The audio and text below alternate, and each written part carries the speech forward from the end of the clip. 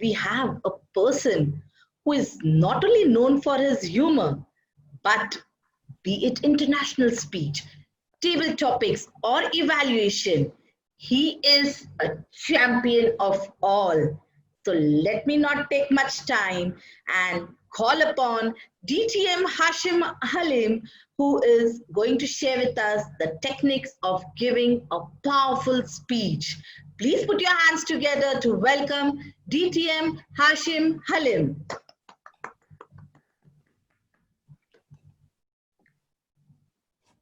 Hi, good afternoon, everyone. Good afternoon. Good afternoon. Club, and welcome to this session on the International Speech Contest. First of all, let's just take a brief moment and think, what is an international speech all about? And what's the difference between a normal speech per se and an international speech? Now, just for the people who are new to Toastmasters and probably new to the contests as such, every year, Toastmasters conducts annual speech contests for all Toastmasters across the world. And you start from your club level and then you progress higher levels like area, division, district, etc. So there are usually 4 categories in which contests are conducted. These are the international speech, the humorous speech, table topics, and evaluations. Out of these, international speech is the only category which progresses beyond your district and actually goes up all the way to a world championship. That's why it's called an international speech. There, you can speak about any topic that you choose to. Normally, people try to make this an inspirational or a motivational type of speech of 5 to 7 minutes. There's a lot of stuff to talk about. I have a question for all of you. When you think about birthdays, what do you think is the most fascinating thing about a birthday? If somebody could just unmute and shout it out. Party! Party, fantastic. I love parties. What, anything else? Giving presents. Balloons, cakes, presents. Yes, I hear a lot about. Expensive. Another day, another year older, another year wiser. Wiser. The grays are showing, I guess so, yeah. Having said that, my favorite aspect about the birthdays is absolutely the most delicious cake that gets served at birthdays. Now, just last week, we had my little girl's 5th birthday. And I realized that the most difficult choice to make is finding out what exactly she likes for her cake. Now, there's no point asking my wife, because in the 10 years that we've been married, I still haven't understood what she wants. So that wasn't exactly the best route to take. Try to find out from her, what cake do you like, my dear? So the quest was to find the most special birthday cake that I could find for my daughter. Let me just share my screen and to show you what I came up with, and you can tell me if it looks good or not. This is the cake that I came up with. If you think this looks nice, please give me a thumbs up. It'll motivate me a bit. All right. So the quest is to find how to make the best birthday cake ever. First question, what flavor should I select the cake in? Now, there are many choices here. I like chocolate.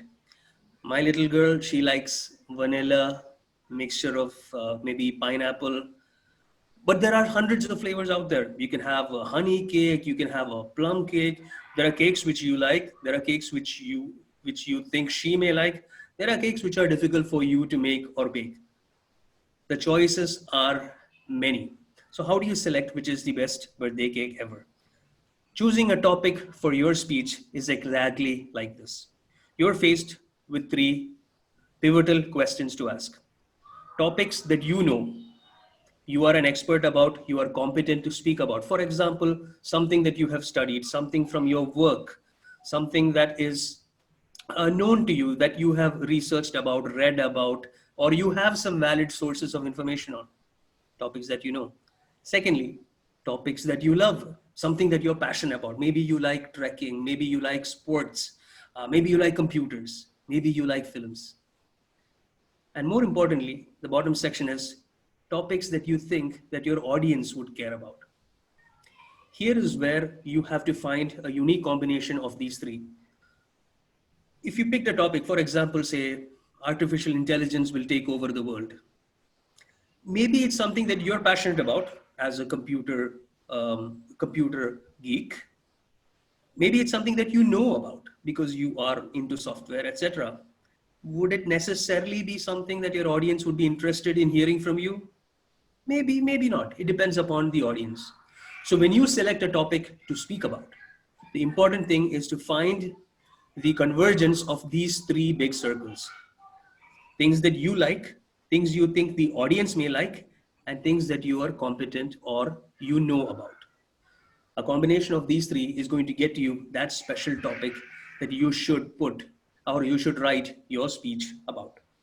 Now, what is one important thing that every speech, at least in terms of an international speech contest, should have? The first thing that you need to start with is the message of your speech.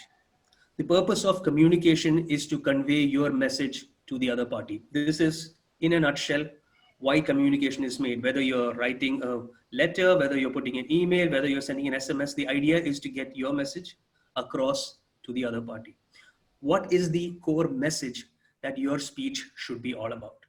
Once you finalize this, this is from where you can start building your speech, writing your stories, constructing your entire speech, etc. So what should go into a message? What is important, or what makes a message attractive? Now, a message, remember that the message is what the audience goes back with after listening to your speech.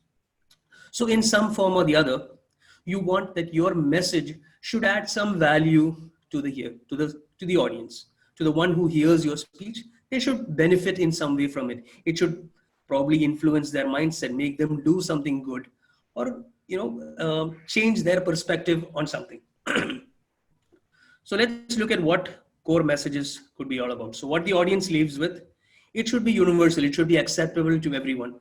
Like the example I said, artificial intelligence may or may not be acceptable to everyone in the audience, but maybe a speech about good friendships, how to improve relationships, or how to get through difficult times, etc., may be more acceptable to everyone. So pick a subject that will connect with all members of your audience, and it influences or changes the way the audience thinks.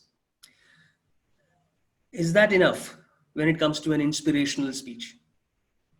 Maybe not. What should go into every message that is there, whatever the message may be? The message may be, okay, you're 40 years old, you're 50 years old, you still have dreams that you have not achieved. It's never too late to pursue your dreams. Or for current times, no matter how difficult the current times are, you can still succeed. Never give up.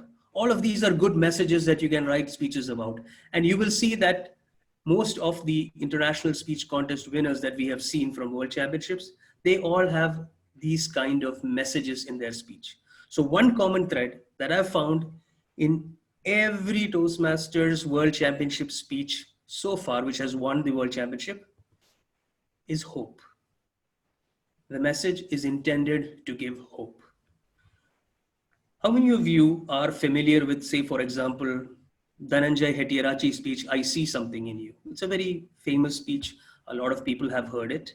Yeah. It conveys hope in the sense that there is something special in every one of us. And if we have the right people, they will be able to bring that out of us, right? So it's again giving hope. Years and years apart, if you look at the World Championship winning speeches, all of those messages have always given hope. Last year's winner was Aaron Beverly, and Aaron Beverly's speech was about being friends in spite of differences, or accepting each other even with our differences. Again, giving hope. Before that, we had Still Standing. That was also about giving hope. Muhammad Ghaitani's Words Have Power. It was also about that we can improve relationships by the power of our words. Again, giving hope. So if you want to have a really strong speech, a strong international speech that connects well with your audience and can do well at the contest, work hope into whatever your message is. So when you start crafting your speech for this year's contest, remember to work hope into your message. Now, this was about topic selection and choosing your message. But now we've decided, okay, which flavor our cake should be in. We need supporting material. We need all the ingredients that go into making this wonderful cake that we are about to bake. Right? So we've got to have sugar, we've got to have flour, we've got to have whatever else is eggs and baking soda, and all of those items are needed in order for you to craft your perfect cake. What goes into making a speech fantastic? How do you collect supporting material to convey your message? The important thing to remember is, what do you want your audience to do after listening to your speech? So there are three things that you want to touch upon. What do you want them to think? What do you want them to feel? And what do you want them to do or act? Now, when you convey your message is already universal. You know that this is something that is going to be received by your audience. But when they hear your speech, is there something that you want them to think about? Now, for example, if you give a speech about the importance of relationships or staying in touch, you want them to think, okay, am I keeping in touch with my, say, grandmother or grandparents back home in India or wherever I'm from? You want them to feel, I need to spend more time with my loved ones. They may not always be there when I get the time. You want them to act. You want them to pick up the phone, call them up, and keep in touch. And if your speech is able to convince people to do that, then you have achieved that message that we started out with. So when you are planning out the content that you want to put into your speech, remember these three things. What do you want your audience to think? What do you want your audience to feel, realize, and emote about?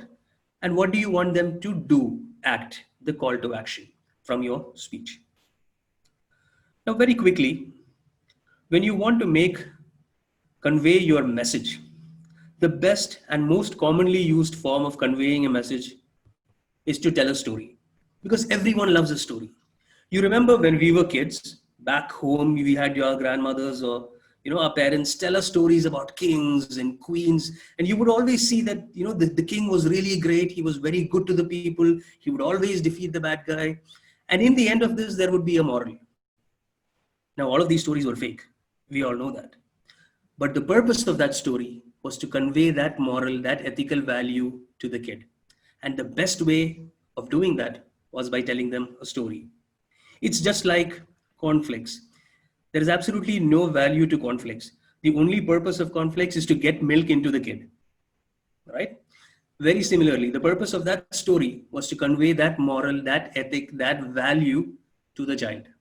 For that, they built the story around it, because everybody loves a story. Nowadays, we see a lot of knowledge transferred through presentations like I'm doing right now.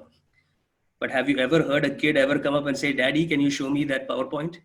No, it's always tell me a story, right? So the entertainment value of the story, the method of using the story to convey that message, that makes a story really attractive. So the best way to convey your message is to tell a story. And remember, when you tell a story, they remember the point. Now, the stories that we heard always had certain things which made that story really attractive. They were always big characters to remember. They had the kings who were really good and strong and ferocious, and they would defeat all their opponents. They were larger than life. Try to build characters into your story. But remember, in your story, you should not be the biggest or holier than thou. You should try to be the one who comes out of trouble. The reason is, if I come up here and tell you, yeah, I know international speech 100 out of 100 marks is what I'm going to score. I know everything about this. I have done this 50,000 times. I have a PhD in international speeches.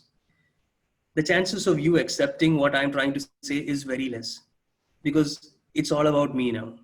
However, if I come and share with you, okay, I struggled with the speech at the beginning. I had these mentors who helped me. By doing this, I was able to come out of it. The chances of my message being accepted is higher, because we respond to people who are similar, not superior. So don't try to be the hero of your story. Try to be the one who comes out of the difficulty and share how you came out of it. That adds more value to your audience. Now, how do we structure a good story? What are the characteristics or components that go into a short story that you can say within the 5 to 7 minutes allotted to you? Remember, you can have 1, 2, or 3 stories, depending upon the size of your stories, right? So, do we have a secret model that can be applied to any story across the globe? And that's what I'm going to present to you, called the 5C storytelling model. So what are these 5 C's? Every story should have a few sentences at the beginning that bring the audience into your story. That is the curiosity part. So here you're going to explain the background of the story so that they can understand where you're going and where it's coming from. Right? So there should be 1 or 2 sentences which explain the background and the setting. You need to have good characters in your story. Just like I mentioned, you may have a protagonist, you may have an antagonist there, you may have side characters, but try to bring those characters to life. Give them a personality, describe them. Okay, I was walking through the supermarket and I saw this old man with a big gray beard who was standing there at the corner, looking at his watch, wondering. He seemed worried. If you build that character, then that character comes to life. And then your audience is able to connect with that character. Third C is conflict. There has to be a problem. If you want a message that gives hope, there has to be a problem, and then there has to be a solution to that problem in your speech. So if you're going to talk about, say, for example, bad times pass, and if you remain standing, you'll be able to come out of any trouble. Then you have to explain the trouble that you were in, and then show how you were able to come out of that trouble by staying strong. So the conflict. At one point in your story, there has to be a cure. Now remember, similar, not superior. So ideally your cure should come from either another person, another character in your story, or an event which happens which changes your mindset. I had hit rock bottom. I had lost my job. I couldn't afford to live here. And then I met this person and he gave me an opportunity to work, and I worked hard and I was able to come out of it. So you have a cure there, a change that happens. And once this cure is over, the rest is how you transformed your life. Why is this change important? Because if you were able to change, then others can learn from that and probably use those techniques in their life as well. That's how you're able to convey your message. So remember the 5 C's that are there in every story: curiosity, characters, conflict, cure, and change. A story does not have to be 5 minutes. It could be 5 sentences, but just ensure that it goes through these phases so that you're able to convey your message in a very effective manner. So the next time when you start writing your speech, remember to pull in stories connected to your message. And when you write it down, ensure that you're touching upon these 5 areas to give a good completeness to your story. All right. So now we have the message and we have our supporting material, which is our stories. So maybe we have 1 or 2 stories which are related to our message. Now we've got to put it all together to make your 5 to 7 minute speech. Somebody's on the chat. I'm on green. All right. Okay. So what is the recipe of your special cake that you've got all your ingredients. You know what you're going to make. Now it's time to put it all together and make your special cake. So, all right. If you go back to your CC manual and your project 3, how to say it, you had a speech purpose. Now, every speech has a general purpose, which is either to entertain, to inform, to persuade, or to inspire. This is available in your Toastmasters manual itself. And these are the general areas for which you are giving a speech: to entertain, to inform, to persuade, or to inspire. Now, the speech that you write has to go through these phases. At different places, you'll have to entertain the audience. There is some information that you will give, which will touch upon their logic. You will try to persuade them, a call to action, and then you will inspire them to achieve something, to change a state or to improve in certain aspect, which is what an inspirational speech should do. A basic core structure of your speech would be that you would have an introduction, which is roughly around 20% of the time that is allotted to you. And it should touch upon an entertaining opening with some information leading into the purpose of your speech. Your body could be divided into the points that you have. Now remember, you have your message, you may divide it into 1, 2, or 3 points, depending on the structure you want to follow. whatever point you make, support it with your personal story or a story from general knowledge, right? So have your point and support it with a story. And towards your conclusion, you're going to give what you realize from this, what your core message is. Don't forget the call to action and your closing statement. So for a 7-minute speech, for example, maybe your opening with the introduction would be around a minute or a minute and a half. Your body would be something like 4.5 minutes or 5 minutes, and your closing would be 1 minute long. Remember to have these components put into your speech. The inspirational and the persuasive part should come towards the end, with the earlier parts more focused upon entertainment and information. Remember, entertainment does not mean humorous, it does not mean comedy. It is stories, it is characters, it is emotions, and some humor added into it, right? So you need to keep your audience with you throughout the speech. That's the purpose of the opening and the body of it. Moving on very quickly. Now we've got the cake done, but you can't just give a cake and expect that the person who's going to receive the cake is going to enjoy it. You need to decorate your cake. You need to make it flashy. You need to make it beautiful. So what can you do to decorate your speech to make it very acceptable to the audience? Write primarily for the ear. Now, a difference between the written speech and the speech that you deliver is that when it's printed in a magazine or it's an article or it's on the web, people can read it again and again.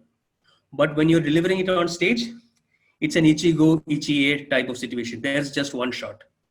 You use it, they get it, or they don't get it, right? So remember to write for the ear so that people are attracted to it. You have rhetoric devices. You can use alliterations. You can use triads to make it sound really nice. A good technique that you can employ is to have a foundation phrase that sums up your message in a very short, less than 10 sentences.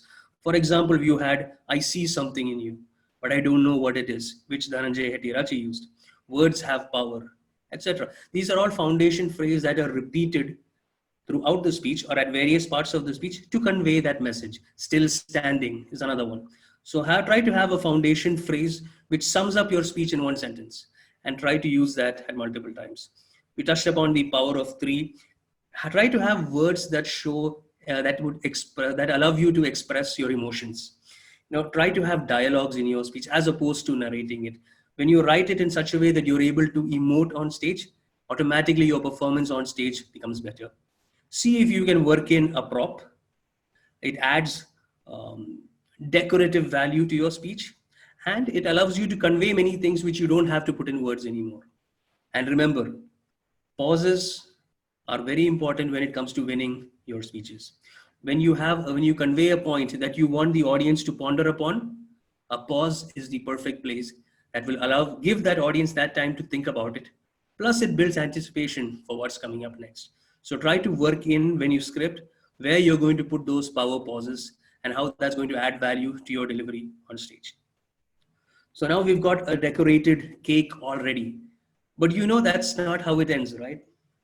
When you don't just put the cake on the table and say, okay, go take and eat from there. That's not how cakes are given. You jump in, you scream out, happy birthday. There's a presentation that happens, right? So when you present your cake, that part is the one which convinces the audience that this speech was special.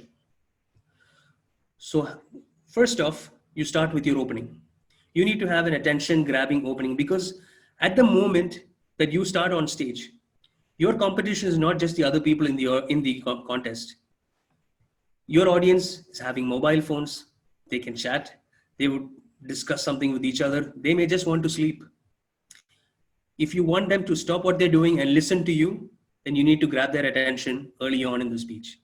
If you see the picture on screen now, we had our dear friend who won the World Championships. He came up on stage and wore a Calvin Klein brief on top of his suit. Definitely attention grabbing. We had Dhananjay Hettiarachchi have the flower. We had Mohammad Ghaitani use that cigarette. Attention grabbing opening in the top 30 seconds of your speech, very important when it comes to holding people's attention. Use that opening to move into your story, set the theme. and try to involve the audience early on into it, either asking them a question or addressing them with a rhetoric question for which you don't want a response, but try to involve the audience early on. Very important secret ingredient, the top 30 seconds. This is when people decide whether they should be playing, whether they should be chatting on WhatsApp or listening to your speech. It is an ichi moment over there. That's not one meeting. It could be multiple. So you have to win them over. Very quickly, since I'm running short of time, the closing, as important as the opening. Try to tie the opening and the closing because it gives a complete closure to your speech. Bring back your power statement. I see something in you. Bring it back right at the end because that's what the audience leaves with. If they remember that sentence, they remember your speech. Move up close to the audience with your arms spread out because that's what it's all about. In the end, it was all about the audience. Remember, the speech was meant for you. You wrote the speech for yourself. However, your story is meant to be given to the audience. So very quickly, let's wrap up what we have spoken about. Messages that matter. Try to make them think, feel, and act. Use the 5C storytelling model. The purposes of your speech are to entertain, to inform, to persuade, and to inspire. Remember that you need to decorate your speech with all your descriptive language, your rhetoric devices, your English, your props, etc. The opening and the closing are the ones that seal the deal for your best wonderful cake. And if you're able to do all of this, the end result is a happy audience. And as long as you can make your audience happy, the international speech is a piece of cake. So now we'll close up and we'll open up the session for any questions if you may have. Just give me a second.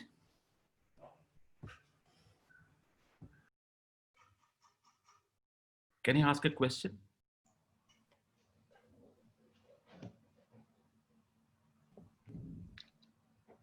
Anyone on the floor for questions, please put your question. Can I ask one question, Mr. President? Can I ask a question, Mr. President? Yes, you can, DTM Amjad. I think DTM Hashim may be offline. He's not responding. So just give him a second. Because he's not supposed to. Yeah. Yeah, I think it's better if you can we'll wait for a minute. Let him get back. Yeah, sorry, I'm back. Over to you, Amjad. Thank you so much. Thank you so much for your wonderful session. One point you have highlighted that don't make yourself a hero. What if DTM Hashim is delivering a speech and he himself is a hero and he is faking, he's not making himself a hero, but he is making himself a merciless person just to win the speech. Isn't it something faking it or diluting the reality? Or is it okay to win while faking it? You don't need to fake it. You can see it depends upon the selection of your story. When you are selecting a story or when you are selecting an example to give, if you preferably select one where you have benefited or you are not the hero of the story, it may be better for you to convey your message to the audience. I'm not saying change your story. I'm saying select a story where you are not the big person. There are many victories in your life and it's good to share, your success stories, but perhaps in a lighter note towards the end as part of your change. When you're highlighting a conflict, it may be more beneficial or easier for you to connect with the audience if you select incidences where you have benefited from somebody else's knowledge or some other knowledge or some experience that you encountered. Does that make it more clear? Not really, but it's okay. Thank you so much. I feel it's like in order to win judge's heart, you have to fake it. You have to make yourself somebody else, not real person. That's what I understood. No, let me give you an example. Now, for example, if you're going to talk about yourself, Amjad, so your message may be see the world, okay, and learn from other experiences. There are two ways to do this. One is you can come up here and say, I've visited 164 countries. I have seen this. I have seen that. I have done everything. This is one way of telling it. This is true. Another way of telling it is, when I grew up, I wanted to see all these countries, but I did not have the opportunity at that time. However, to pursue my dreams, I worked hard. I got a job, I came to Dubai. Now I'm able to go and see these places. Which sounds better? The second one sounds better, exactly. So it's the same story, you're just presenting it in a way that connects with the audience a bit more. I hope that's clear now. I'm open to any questions if you have. If there are no questions, either my session was that good or nobody understood anything. I am curious. I am really curious to know, did you really bake that cake? If you listen to any of my humorous speeches, I am absolutely the worst cook on earth. My speciality is 2-minute noodles. That is, I think, the only thing I can cook. So cake is far beyond my capacity. But as they say, you can't have your cake and eat it too, right? Can I ask one more question?